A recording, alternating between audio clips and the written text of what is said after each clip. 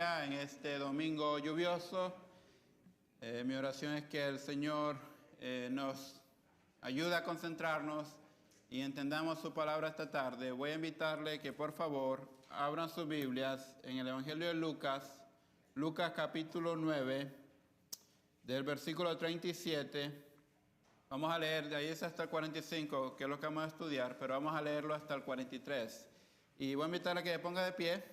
Lucas capítulo 9, versículos 37 al 43. Yo voy a leer el 37, ustedes leen el 38, yo leo el 39, ustedes leen el 40, y así hasta que lleguemos al 43. Por favor, busquen sus Biblias Lucas capítulo 9, 37 al 43. Comienzo leyendo el versículo 37.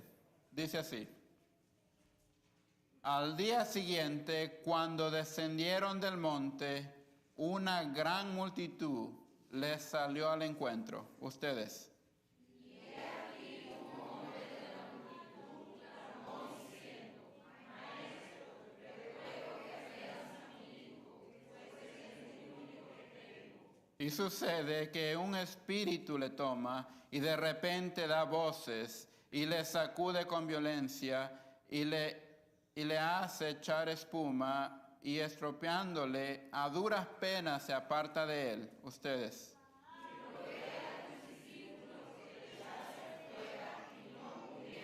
Respondiendo Jesús dijo: Oh generación incrédula y perversa, ¿hasta cuándo he de estar con vosotros y os he de soportar? Traed acá a tu hijo. ¿Ustedes?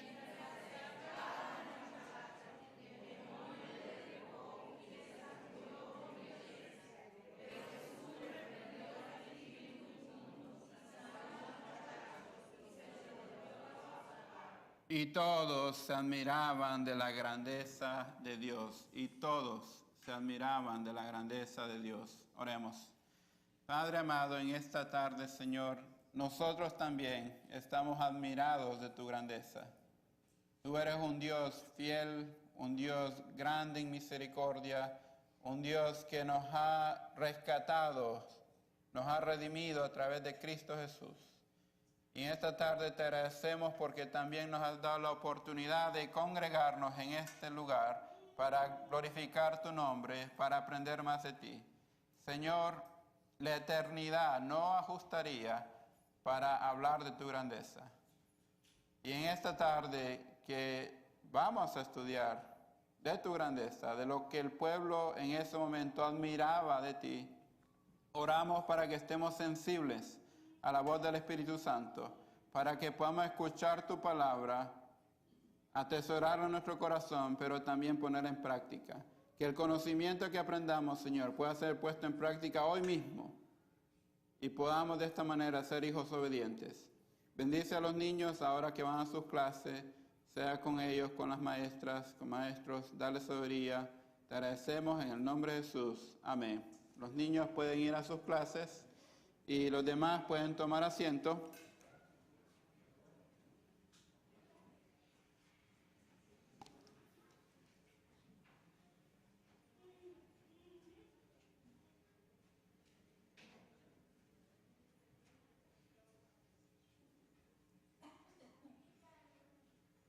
El título del sermón de esta tarde es La grandeza de Dios. Y esto lo vemos en el versículo 43, cuando dice: y todos se admiraban de la grandeza de Dios. Y como decía en la oración, no ajustaría la eternidad para hablar de la grandeza de Dios. Y hoy no vamos a hablar más que todo de lo que se encuentra en este pasaje de Lucas, capítulo 9, versículos 37 al 45. ¿Qué es lo que el evangelista Lucas vio en ese momento y qué es lo que las personas vieron en ese momento sobre Jesús que les maravillaba? Que ellos se admiraban de la grandeza de Dios. Y a lo largo de este tiempo, con el pastor Julio, hemos estado estudiando esta serie de mensajes del Evangelio de Lucas. Estamos predicando nuestro camino a través del Evangelio de Lucas en una serie de mensajes bajo el lema de certidumbre en tiempos de incertidumbre. Certidumbre en tiempos de incertidumbre. Hoy nos reunimos para reflexionar sobre unos pasajes del Evangelio de Lucas, específicamente Lucas 9, 37 al 45. Y esta escritura nos presenta a un hombre, a un padre que busca a Jesús para que su hijo sea liberado. Un padre que trae a su hijo a los pies de Jesús. Después de haber leído la semana pasada, ¿recuerdan que estamos estudiando la semana pasada? La transfiguración en el monte. Jesús está en la cima de la montaña con 3 de sus discípulos, Juan, Santiago y Pedro. Pedro, Santiago y Juan. Y en la cima de la montaña se aparece Elías y Moisés. Y pasa algo increíble. Los discípulos ven a un Jesús transfigurado. Ven parte de la gloria de Dios. Ven la gloria de Dios en ese momento. Y están maravillados. Están en la cima de la montaña. Pero ahora a ellos les toca descender de la montaña. Les toca ir al valle. Y después de haber leído la semana pasada el maravilloso relato de la transfiguración de Jesús, en donde Jesús y sus 3 discípulos, Pedro, Santiago y Juan, están en la cima de la montaña, en donde Moisés, representando la ley, y Elías, representando a los profetas, aparecen con Jesús, y Jesús se transfigura delante de ellos. Ahora es el momento de bajar de la montaña. Y ahí es donde retomamos el versículo 37. Hoy meditaremos sobre un pasaje que nos lleva desde las cumbres de la revelación divina hasta los valles de las necesidades humanas. Lucas 9, 37 al 45 captura no solo un encuentro milagroso, sino que también revela la realidad de nuestras luchas diarias y la importancia de una fe inquebrantable en Jesús. Hace unos momentos atrás cantábamos, grandes cosas ha hecho Dios por su pueblo. Grandes cosas ha hecho Dios por su pueblo. Le pregunto a ustedes desde un punto de vista físico, material, porque sabemos que lo más grande que Dios ha hecho en nuestra vida es habernos rescatado, habernos salvado a través de Cristo. Pero pensemos desde un punto de vista físico, material, ¿qué es lo más grandioso que le ha ocurrido a usted en esta vida? No me responda, piense por un momento, ¿qué es lo más grandioso que le ha ocurrido a usted en su vida? Quizás el nacimiento de sus hijos, quizás sea haber ido a un lugar que tenga mucha importancia histórica o política, quizás usted estaba en la Casa Blanca, qué sé yo. Piense por un momento, ¿qué es lo más grandioso que a usted le ha pasado? Quizás sea de que el Señor lo está sosteniendo mientras pasa por una enfermedad, quizás sea el que se canceló una deuda que usted no podía pagar desde el punto de vista físico. ¿Qué es lo más grande que le ha pasado a usted en su vida? Ahora dígale a la persona que está a su lado, a la persona que está atrás, Dios es más grande que eso. Dios es más grande que eso. A ver, quiero que todos lo estén diciendo, Dios es más grande que eso. Dios es más grande que eso. Y esta tarde quiero que juntos veamos la grandeza de Dios a través de los ojos de Lucas. Lucas lo pone acá. Y quiero que miremos qué es lo que ellos en ese momento están experimentando sobre la grandeza de Dios. Porque hablamos de la grandeza de Dios, hay muchas cosas que podemos abarcar esta tarde, pero nos vamos a enfocar específicamente en 3 cosas. Número 1, la grandeza de Dios se demuestra a través de su poder.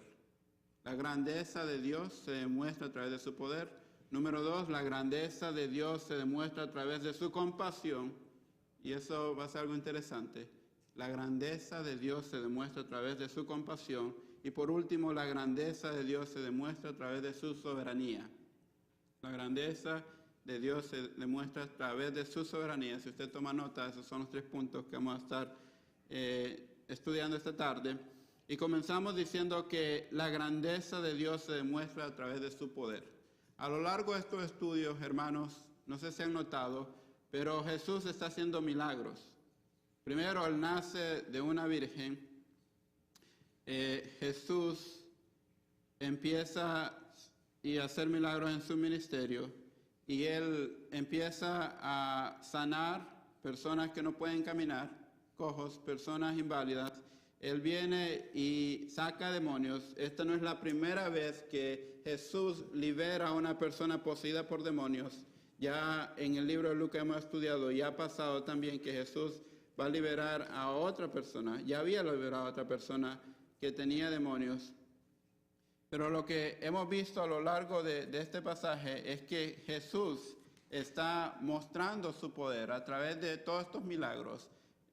Hace 3 semanas atrás, cuando estudiamos, cuando Jesús calma la tempestad, también nos damos cuenta que Él tiene autoridad sobre la tempestad. Jesús tiene autoridad sobre la naturaleza. Jesús, a lo largo de Lucas, está demostrando que Él tiene autoridad sobre la creación, ya sea los seres vivientes, ya sea sobre la naturaleza, ya sea sobre principados o demonios. Jesús tiene autoridad sobre todo eso.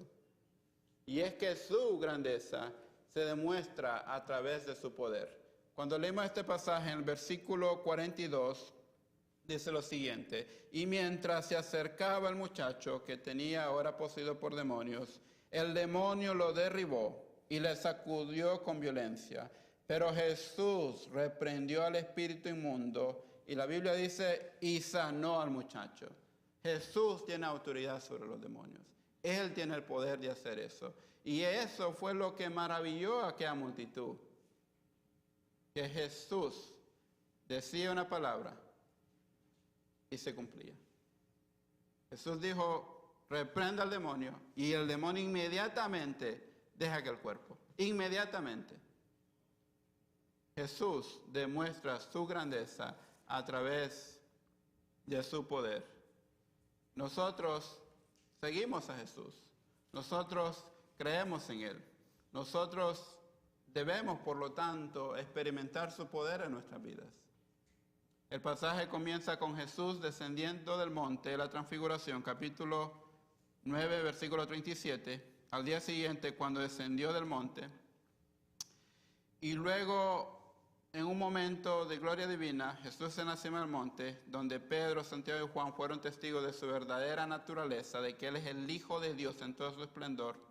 Ahora Él llega al pie de la montaña y se encuentra con un problema. Y el problema es que un padre trae a su hijo delante de Jesús.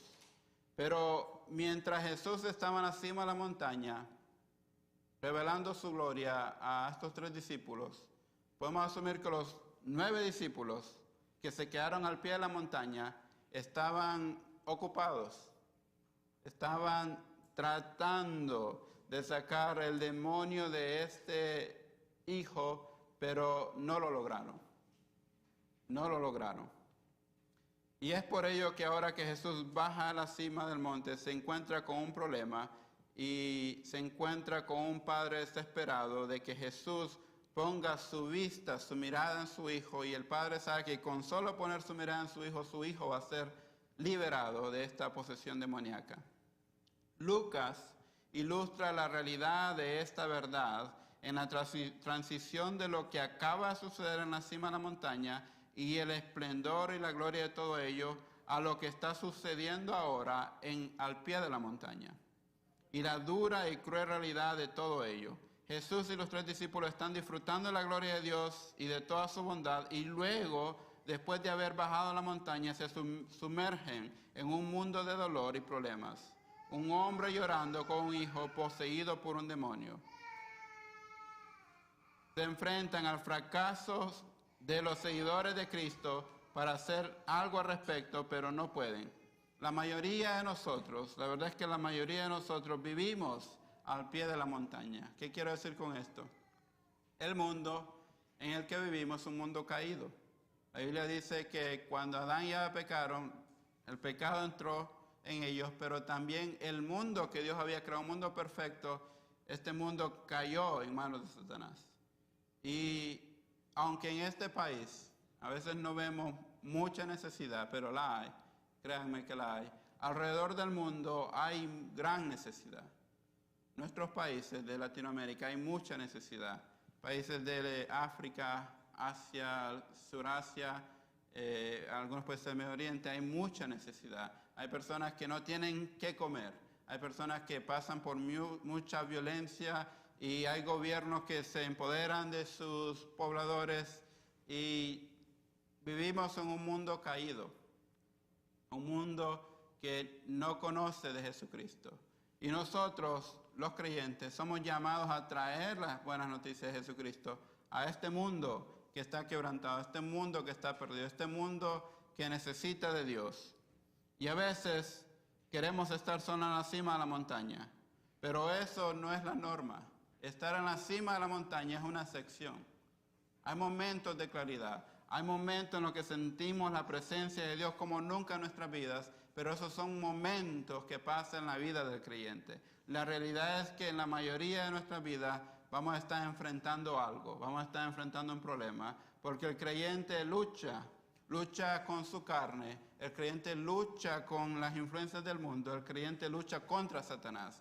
Son tres enemigos que tenemos: nuestra propia carne, el mundo y Satanás. Y Jesús baja de la cima de la montaña con sus 3 discípulos. Inmediatamente se dan cuenta de que hay una realidad diferente al pie de la montaña. La realidad al pie de la montaña es diferente a la realidad en la cima de la montaña. En la cima de la montaña están experimentando la gloria de Dios, del amor de Dios, la bondad de Dios. Bajan al pie de la montaña y se encuentran con la realidad de un mundo caído. Personas con mucha desesperación, personas sin esperanzas, personas poseídas por demonios. Entonces hay una transición de la cima de la montaña al pie de la montaña, pero la verdad es esta: Jesucristo está con nosotros, ya sea en la cima de la montaña o al pie de la montaña. ¿Dónde estaba Jesús? Ahí con sus discípulos. Jesucristo está con nosotros en la cima de la montaña, pero también está al pie de la montaña. Y lo interesante es que Él tiene el poder. Eso es lo bueno, que Él tiene el poder. Él tiene el poder de cambiar esas circunstancias que están al pie de la montaña. ¿Y qué es lo que va a hacer? Pues va a actuar. Primero va a llamar la atención a los discípulos que no pudieron sacar a este demonio. No pudieron. Pero después, inmediatamente, Él tiene compasión por este hijo y va a hacer un milagro en la vida de él. Segundo punto es que la grandeza de Dios se demuestra a través de sus acciones. Vamos a Lucas, capítulo 40 y 41 y 42. Ya vemos que el Padre le explica a Jesús que su hijo es poseído por demonios. Y el Padre dice: rogué a tus discípulos que le echasen fuera, y no pudieron.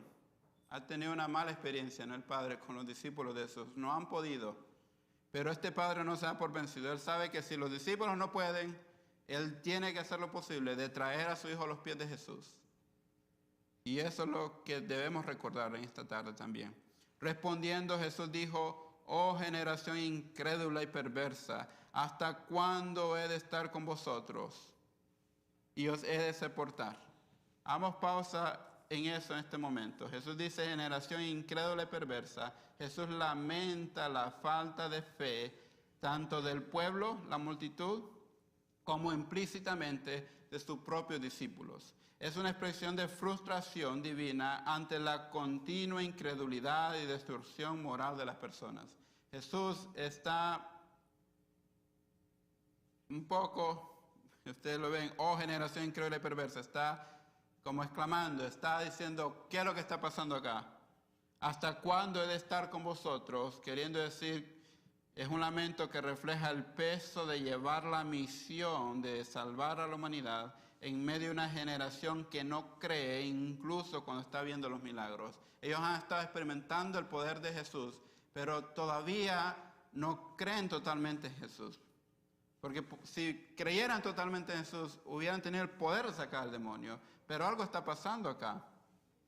¿Qué es lo que está pasando? Y Él dice: y os he de soportar. Expresa el sufrimiento de Jesús por tener que enseñar y corregir constantemente a una generación que no responde con fe genuina.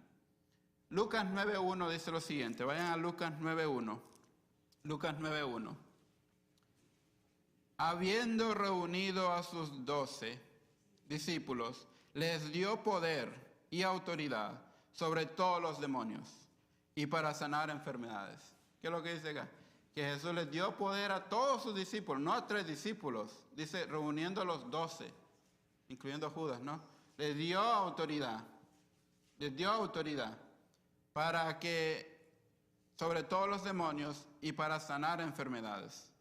Ahora Lucas 9:37, Lucas 9:40, y rogué a tus discípulos que le echasen fuera y no pudieron. De Lucas 9:1 a Lucas 9:40 pasó algo. Pasó algo. Jesús les dio autoridad. Jesús les dio autoridad sobre los demonios, para sanar. Pero los 9 que se quedaron al pie de la montaña parece que no habían entendido muy bien, o quizás algo había pasado. Pero Jesús nos da la respuesta, que es lo bueno. Versículo 41, dice: generación incrédula, ahí está, incrédula, falta de fe. Quizás de Lucas 9:1, cuando ellos empezaron a hacer milagros, empezaron a sacar demonios, empezaron a sanar enfermos, como que se les olvidó quién les había dado la autoridad. Quizás, ¿no? Y ahora pensaron ellos: wow, puedo hacer milagros, puedo sanar enfermos, puedo sacar demonios. No se nos olvida a nosotros. No es nuestra obra, es la obra del Señor. Recordemos, no es en nuestro poder, es en el poder del Señor. Nosotros estamos delante de la presencia, podemos entrar delante de la presencia y orar y pedirle al Señor, porque la justicia de Jesús cae sobre nosotros. Cuando el Padre nos ve a través de la justicia de su Hijo amado. Y es por eso que no morimos. Podemos entrar delante de la presencia por medio de su Hijo Jesucristo. Por lo tanto, toda la gloria y toda la honra es para Él. Para mí, cero, nada, todo es para Él.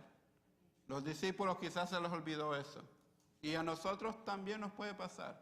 Que a la medida que veamos que las cosas van bien, que logramos éxito, que las personas aplauden, se nos puede olvidar de que la razón por la que yo estoy acá es por Jesús. Él merece toda la gloria, Él merece toda la honra. Jesús dice: ¿hasta cuándo he de soportar con vosotros y os he de soportar? Váyanse de aquí. No. Haré nuevos discípulos. Tampoco, Olvídense de esos. Traigan 9 más porque este grupo no entiende. No. La grandeza de Jesús se demuestra a través de su compasión. Jesús restaura. Jesús nos da una nueva oportunidad.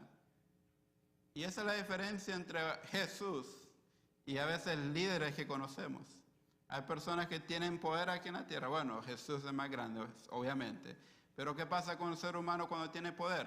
El ser humano tiene poder, quiere aprovecharse de aquellos que Él es superior o es superior. Quiere aprovecharse de ellos. El ego se lo come.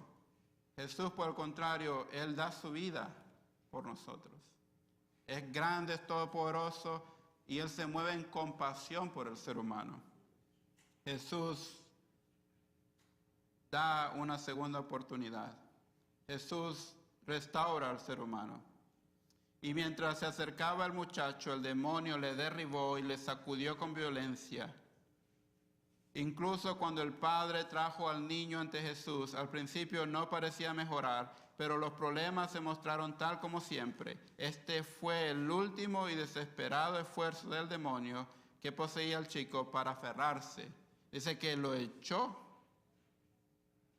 Y mientras se acercaba el muchacho, el demonio lo derribó y lo sacudió con violencia. Cuando uno estudia este pasaje es como cuando está en un boxeo, en un ring, y le da un golpe y cae al suelo y cae knocked out. Ya se acabó la lucha. Pero Jesús ahí está listo para levantarlo a uno. Y Jesús viene y ve al chico en el suelo y Él reprende al demonio. Dice, pero Jesús reprendió al espíritu inmundo y sanó al muchacho inmediatamente. En ese momento ocurrió un cambio. Y se lo devolvió a su padre. Fíjense que es interesante que cuando lees este pasaje 1, dice que el padre le dijo a Jesús que era su único hijo. Y rogué, dice, ya aquí un hombre de la multitud clamó diciendo: Maestro, te ruego que veas a mi hijo, pues es el único que tengo. Versículo 38, es el único que tengo. Jesús entendía muy bien esto. Pero la Biblia dice que porque de tal manera amó Dios al mundo que ha dado a su único hijo. Jesús sabe que es ser un único hijo. Y lo interesante de este pasaje es que Jesús sana a este chico, se lo devuelve a su padre. Y más adelante Él va a decir que Él será entregado a los hombres para morir. Él siendo el único Hijo de Dios, no se me entiende, no va a ser entregado a su Padre, sino que va a ser puesto a morir. Va a morir por la humanidad. Una historia diferente a lo que está pasando en esta historia. Cuando uno lee esta historia, da gloria a Dios porque Jesús sana al chico y se lo devuelve sano a su Padre.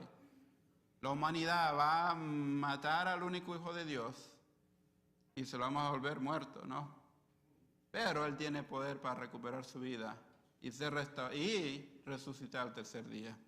Por eso Él es más grande. La grandeza de Dios se demuestra a través de su compasión. Jesús es movido a compasión de que este es el único hijo de este Padre y Él sana al hijo y se lo devuelve a su Padre. Aquí está, ya no te preocupes, tu hijo ha sido liberado. Y Él demuestra en ese momento que Él sigue teniendo autoridad sobre los demonios. Ahora, ¿dónde están los otros discípulos?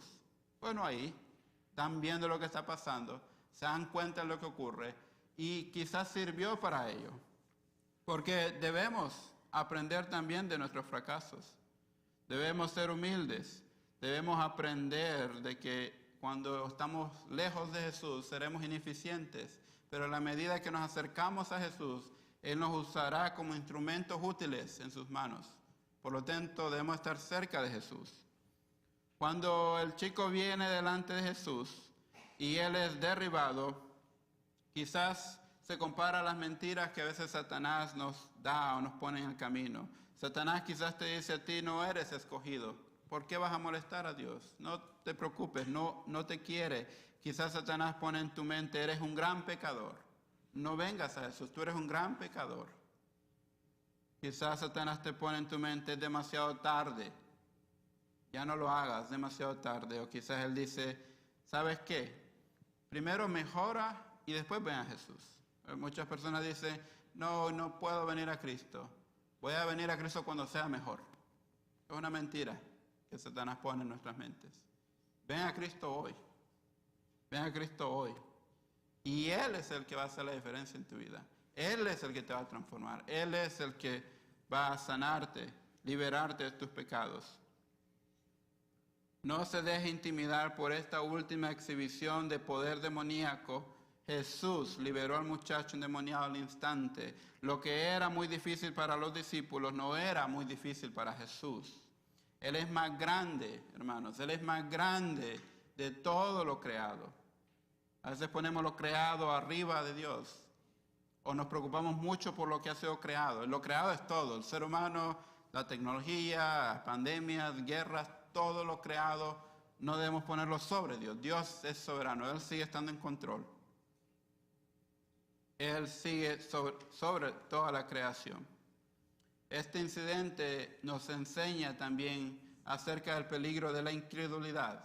Jesús le dice a sus discípulos, oh generación incrédula y perversa. Ahora yo le pregunto a usted, no me responda, ¿realmente crees que Dios tiene el control de tus problemas? ¿Realmente crees que este Dios soberano, que gobierna y reina sobre todas las cosas, sabe lo que está haciendo en tu vida? ¿Realmente crees eso? ¿Realmente crees que Dios es más grande que cualquier cosa que estés enfrentando en este momento? ¿Realmente lo crees? Cuando realmente lo crees, ¿lo crees en tu corazón o solo lo sabes en tu mente? Tenemos conocimiento de eso. O hemos visto que Dios ha hecho milagros en otras personas, pero nosotros lo creemos. Y si no lo creemos, Dios nos da una oportunidad hoy, en este momento, de que creamos en Él. Este padre creía que Jesús era grande y poderoso para sanar a sus hijos. Y aunque tuvo una mala experiencia con sus discípulos, no se dio por vencido. La Biblia dice que este padre trajo a su hijo a los pies de Jesús. Ustedes, los padres que están esta tarde acá, no se den por vencidos de orar por sus hijos. No se den por vencidos de orar por sus hijos. Sigan orando, sigan orando, sigan orando. Él hará la obra, Él transformará a sus hijos, Él cambiará sus vidas, pero ustedes sigan orando. Es la confianza en Dios la que te da el poder de vivir y actuar cuando todo lo demás está en tu contra. Confía en Dios y en su poder para vivir cuando recibes el terrible diagnóstico. Confía en Dios y en su poder cuando el matrimonio está en llamas, en problemas. Confía en Dios y en su poder cuando enfrentes un desafío en tu trabajo. Confía en Dios y su poder cuando enfrentes problemas en tu comunidad o en este país. Confía en Dios. Confía en Dios. Ahora, no te metas a problemas para demostrar de la grandeza de Dios. No. Seamos sabios también. Confiamos en Dios para enfrentar lo que venga, pero nosotros no seamos los causantes de ese problema. No. Obedezcamos a Dios. Obedezcamos a Dios. Y cuando algo fuera de nuestro alcance ocurre, no nos desesperemos. Por el contrario, es el momento para demostrar que nuestra confianza está puesta en el Señor. Cuando el Padre trajo a su Hijo ante los discípulos, era un momento grandioso para que ellos liberaran a este muchacho y la multitud glorificara a Dios. ¿Pero qué pasó? Dice que no pudieron. No pudieron. Porque todavía había incredulidad en sus corazones. Habían visto los milagros de Jesús, conocían de Jesús, hablaban con Jesús, pero todavía en su corazón había incredulidad. Saquemos esa incredulidad de nuestros corazones. Confiemos en Jesús. La mayoría de nosotros nos sentimos como si estuviéramos en la cima de la montaña el domingo, pero se acerca el lunes y se nos olvida que estamos en la cima de la montaña y empezamos a preocuparnos, quejarnos, a estar ansiosos. En ese momento, haga una reflexión. Piense en ese momento. ¿Está siendo Jesús, está siendo el Señor lo principal en mi vida mientras me preocupo tanto, mientras me quejo tanto, o estoy siendo yo? Y usted llegará a la conclusión de que es usted el que está poniéndose en primer lugar en su vida. Tengamos cuidado con eso. Le estoy diciendo que pasen del domingo de la cima de la montaña al lunes del valle, confiando en Dios, confiando en Dios.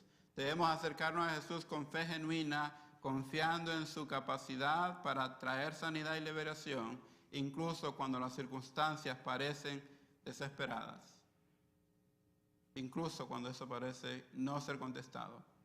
Yo tengo oraciones que llevo años haciendo y continúo orando por personas que vengan a Cristo, por oraciones específicas que yo tengo, pero que continúo orando.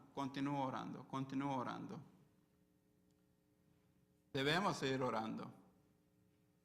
Por último, la grandeza de Dios se demuestra a través de su soberanía. Quiero que vayan a Lucas capítulo 9. Vamos a leer desde el 43 hasta el 45. Y dice así: y todos se admiraban de la grandeza de Dios, y maravillándose todos de todas las cosas que hacía, dijo a sus discípulos: haced que os penetren bien en los oídos estas palabras. Escuchen muy bien, porque acontecerá que el Hijo del Hombre será entregado en mano de hombres. Mas ellos no entendían estas palabras, pues les estaban veladas para que no las entendiesen. Pero aquí hay un problema también. Y temían preguntarle sobre esas palabras. La grandeza de Dios se demuestra a través de soberanía. Si usted es cristiano, entonces siendo un tremendo consuelo en lo que comúnmente llamamos la soberanía de Dios. La soberanía de Dios. La soberanía de Dios simplemente significa que Dios es de hecho soberano. Él gobierna y reina sobre todo y por lo tanto el control absoluto de todas las cosas las tiene el Señor. Muchas veces queremos cambiar el mundo, queremos cambiarlo y hacerlo mejor y tenemos el deseo, pero no podemos hacer eso. Somos limitados al tiempo, limitados a los recursos, limitados a la influencia, somos seres limitados.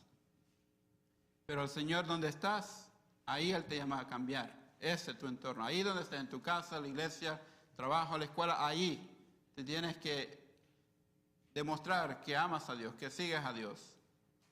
La mayoría de nosotros queremos estar en control de todo.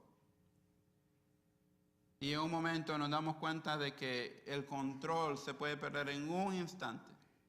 En un instante, un abrir y cerrar, usted pierde el control. Y una vez que iba manejando la 395, tenía que salir y estaba lloviendo, así como hoy. Y no bajé la velocidad, sino que simplemente me metí a la calle y me metí muy rápido. Entonces lo que hice fue frenar para bajar la velocidad, pero frené muy de pronto y el carro empezó a dar vueltas. Empezó a dar vueltas y luego quedé de la vía contraria. Yo quedé viendo y solo cerré mis ojos. Cuando paró el carro a dar vueltas, solo cerré mis ojos y dije, aquí me van a dar. Y lo peor que de frente. En ese momento, hermano, yo sentí que es no estar en control de algo. Bueno, otra vez me pasó en una nevada también, pero bueno, eso no fue con miedo que en ese instante. En ese instante yo pensé que me iban a dar de frente. Cuando abro los ojos, no venía ni un carro. Entonces lo que hice fue retroceder, ponerme en la vía correcta y seguir. Y cuando seguí, como a los, 10 segundos, empecé como a sudar, a estar, ¿qué fue lo que pasó acá? Yo quedé sorprendido, uno, de las vueltas que dio el carro, y dos, de que no me habían golpeado. Digo, gloria a Dios que no venía un carro ahí y me golpeó, y claro, yo soy el culpable. No pasó. Pero en ese momento sentí que es no estar en control. Que es no estar en control. Y queremos estar en control de las cosas, pero no podemos estar en control de todo. Usted debe ser un buen mayordomo de los recursos que Dios le da. Debe cuidar su familia, obedecer el país, orar por su gobierno. Hagan todo eso. Pero al final del día no está en control de todas las cosas. Dios está en control de todas las cosas. Pero nosotros seguimos al Dios que está en control de todas las cosas.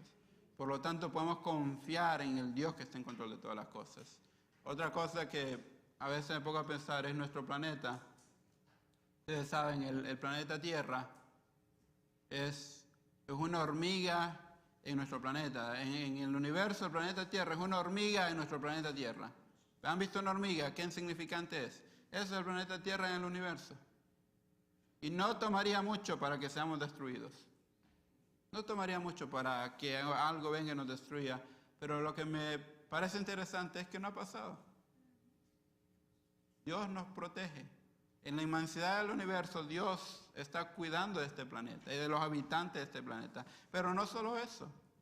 La Biblia dice que Dios se hizo hombre y entró en este planeta y habitó entre nosotros y dio su vida por nosotros.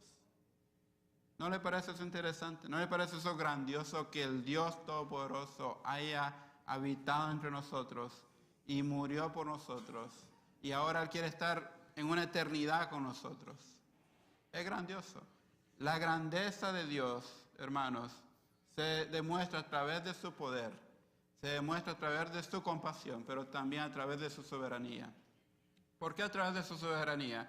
Porque cuando Jesús les comparte esto a los discípulos, quizás en ese momento ellos pensaron, ¿cómo que el Mesías, el Hijo del Hombre, será entregado en manos de hombres? ¿Cómo que el Mesías, el que queremos que nos libre de la opresión romana, el que tiene poder sobre todas las cosas, va a morir? ¿Qué es lo que está diciendo Jesús? ¿Que podemos confiar en un Mesías que va a morir? ¿Podemos realmente confiar en un Mesías que va a morir? Pero lo que ellos en ese momento no se dan cuenta es que ese Mesías tenía el poder de recuperar su vida, de resucitar al tercer día. Y en el plan divino de Dios estaba de que Él iba a morir en una cruz para poder rescatar a la humanidad del pecado, para poder reconciliarnos a todos nosotros con Dios el Padre. Ese era el plan divino. Y Jesús obedeció a su Padre hasta la muerte. Y es que allí podemos ver la soberanía de Dios. Dios es un Dios soberano, pero todo lo que Él lo hace con un propósito. Y el propósito es que Él quiere que la humanidad, todo ser humano, pueda estar en una eternidad con Él. Él no quiere que ni uno se pierda, sino que todos estemos en eternidad con Él. Y Jesús les dice a sus discípulos que esto va a suceder. El Hijo del Hombre va a ser entregado a las manos de los hombres. Él va a morir. Y como Jesús dijo en Lucas 9:22, resucitará al tercer día. Y al hacer la conexión con lo que precede a esta declaración, el hecho de que Jesús expulsara al demonio, que los discípulos no pudieran expulsar, debido a su falta de fe y confianza en Dios, es como que Jesús estuviera diciéndole ahora a los discípulos, ¿crees que tienes problemas para confiar en mí y creer en mí en este problema más pequeño de tratar de expulsar un demonio?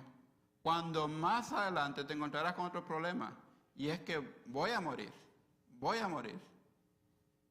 Si este problema acerca del demonio les causa mucha dificultad, ¿cuánta mayor dificultad les va a causar a ustedes cuando muera? Ahí murió todo. No. Jesús dice, prepárense, porque lo que viene es mayor. Lo que ustedes pueden hacer hoy y cuando esto ocurra es confiar en mí. Jesús dice, confíen en mí, pongan su fe plenamente en mí. ¿Tienes problemas por delante confiando en mí, creyendo en mí, con el problema de mi crucifixión y muerte? Así que Jesús lo está preparando para ese tiempo en el que Él va a ser entregado para rescatar a la humanidad. Simplemente ellos no podían creer que esto fuera posible. Deja de esforzarte tanto porque Él está en control de todo. Hay muchas cosas que nunca entenderemos de este lado del cielo. Hay muchas cosas que no entenderemos de este lado del cielo. A veces queremos dar una explicación teológica a la pandemia, a la guerra y cosas así. Y no hallamos una explicación. Pero debemos saber que Dios sigue estando en control de esas cosas. Dios sigue estando en control de esas cosas. Por eso es que nosotros tenemos fe. Fe en Dios. No es que vamos a razonar a Dios, porque tampoco vamos a poder hacer eso. Pero tenemos fe en Dios.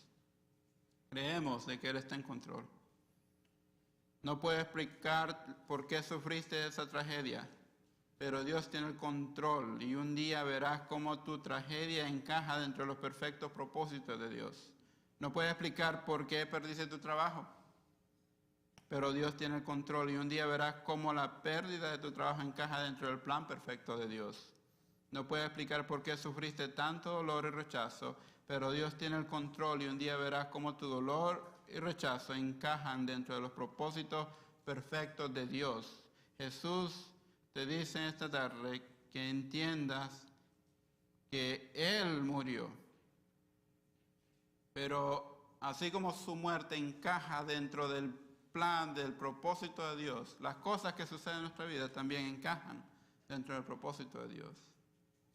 Si la muerte de Jesús se encajó dentro del propósito de Dios, ¿cuánto más aún nuestras cosas, las cosas que nos ocurren a nosotros? Si la muerte de su amado Hijo, único Hijo, encajó en el plan divino de Dios, ¿cuántas más aquellas cosas que nos ocurren a nosotros encajan dentro del plan de Dios?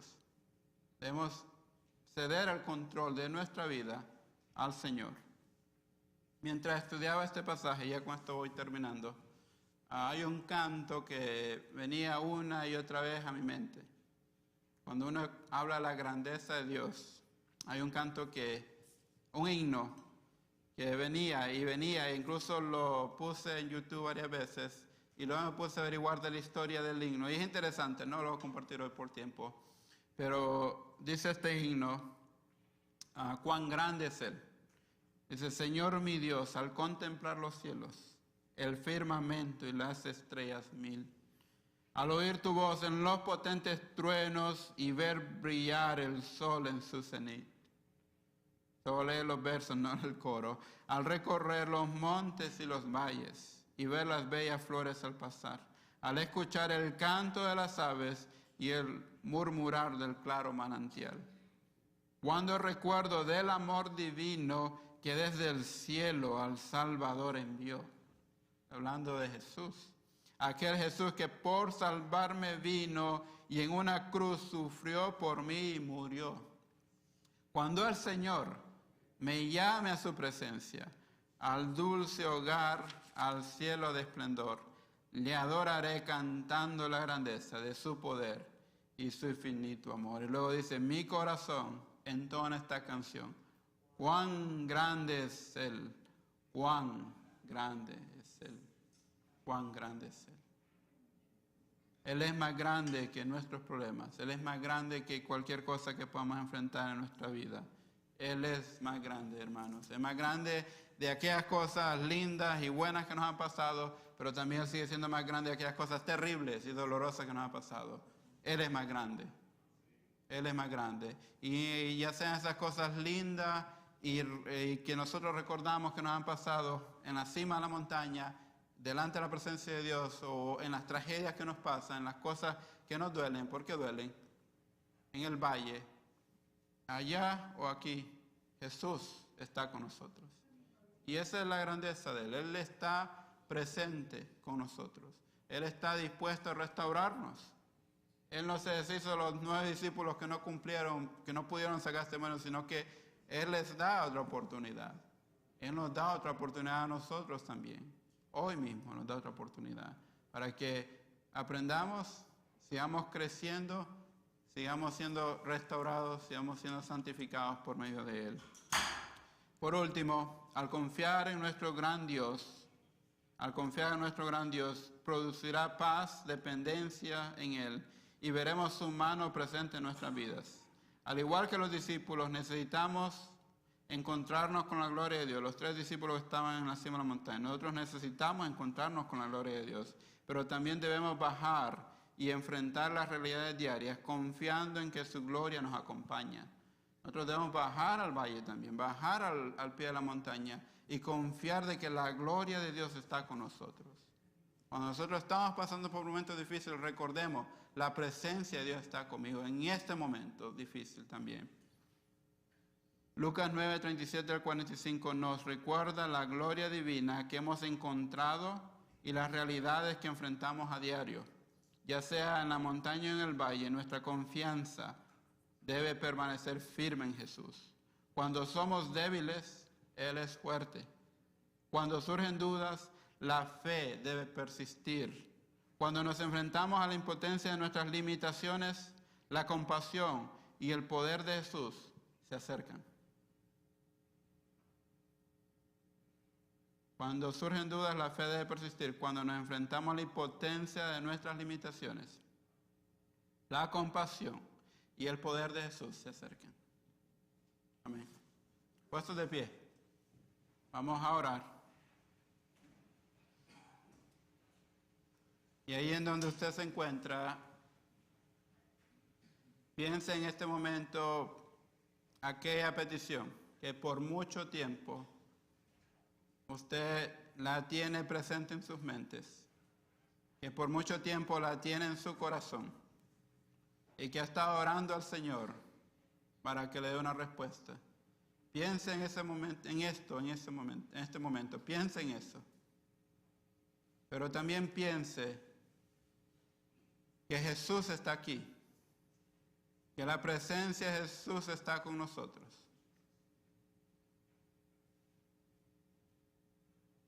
Y dígale, Señor, en esta tarde hemos aprendido de tu grandeza. Sabemos que tu grandeza se demuestra a través de tu poder, que tu grandeza se demuestra a través de tu compasión, que tu grandeza se demuestra a través de tu soberanía. Tú estás en control de todas las cosas, Señor.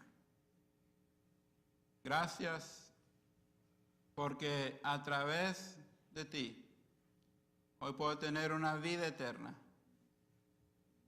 Gracias porque a través de ti, gracias porque a través de tu muerte en la cruz, Jesús, he sido reconciliado con mi Padre Celestial y hoy estaré en una relación con Él, pero también en una eternidad con Él. En esta tarde, así como aquel padre trajo a su hijo endemoniado a los pies de Jesús, nosotros traemos aquellas peticiones, aquellas cosas, Señor, que nuestro corazón anhela, que son buenas, que es para glorificar tu nombre. Las traemos delante de tu presencia, Señor. Si es tu voluntad, Padre, responde a esta petición que traemos delante de ti. Oramos para que tu misericordia, Señor, para que tu amor lo podamos experimentar diariamente.